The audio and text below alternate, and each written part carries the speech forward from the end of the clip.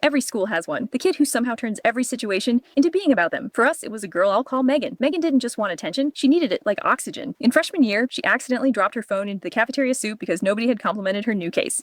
Sophomore year, she interrupted a fire drill to announce that she might have a rare heart condition because she'd gotten dizzy after running up the stairs. She didn't. Junior year, she told half the school she was secretly dating a famous actor's nephew. Nobody ever met him. By senior year, people had basically stopped believing anything she said. If Megan claimed the sky was blue, you'd probably go outside and chat. Then came prom night. Everything was perfect. The gym looked incredible. People were taking pictures, dancing, and trying not to think about graduation. Around an hour into the dance, the door suddenly opened. In walked Megan, late, very late. Her mascara was running. She was clutching a folded piece of paper, and she looked absolutely devastated. Immediately, everyone stopped dancing. She walked straight to the DJ booth. Before anyone could react, she grabbed the microphone. Her voice was shaking. "I have something important to tell everyone." The room went completely silent. She unfolded the paper in her hand. Through tears, she announced that she'd just been accepted into her dream college. Everyone started cheering, but then she raised her hand. "No, that's not all." Her voice cracked. She said that during a recent doctor's appointment, she'd been diagnosed with an aggressive illness. According to her, she might only have a few months left. The entire room froze. I remember hearing someone drop a glass. One girl immediately started crying. A teacher put her hand over her mouth. Even I felt terrible for her. Then Megan started sobbing. She said she'd never get to go to college, never get married, never have kids. People rushed toward her. Someone hugged her. Someone else was crying. A group of students started praying right there on the dance floor. The principal actually turned off the music. Prom basically ended. Nobody wanted to dance anymore. Everyone was focused on Megan. The next day, our entire school was talking about it. Students made cards. Teachers collected money. Someone designed bracelets that said, "Stay strong, Megan." A fundraiser was planned. A meal train was organized. One girl's family even offered to help with medical expenses.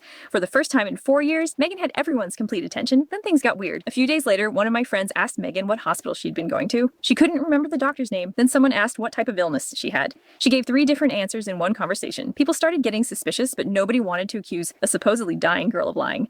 Then the bomb went off. About 2 weeks later, Megan's mother came to school. She looked completely confused. Apparently, she'd opened the mailbox and found dozens of sympathy cards, flowers, gift cards, even a stuffed bear that said, "Fight like a girl." She had no idea why people were sending them, so she called the school. The principal invited her in, and that's when she learned everything. There was no terminal illness, no devastating diagnosis, no months left to live. Megan had gone in for a routine physical. The doctor had simply told her to eat a little healthier because her cholesterol was slightly elevated. That was it. And the acceptance letter from her dream college, fate. She'd printed it herself. The school was furious. Students were furious. Teachers were furious. One girl had lost her mother to cancer the year before and had spent 2 weeks comforting Megan. I don't think I've ever seen someone so angry. The principal called an emergency assembly. All 400 seniors were there. Then Megan walked onto the stage. I've never seen a room that quiet. She had to stand in front of everyone and apologize. She cried through most of it, but nobody cried with her this time. When she finished, there was complete silence. Then someone from the back of the gym shouted, "So, are these tears real?" I know I shouldn't laugh, but half the senior class lost it. Megan transferred schools the next week, and here's the craziest part. Years later, one of my friends looked her up online. She'd become an influencer, and according to her profile, she was apparently battling a mysterious life-threatening condition and asking followers for prayers. Some people never change, they just find a bigger audience.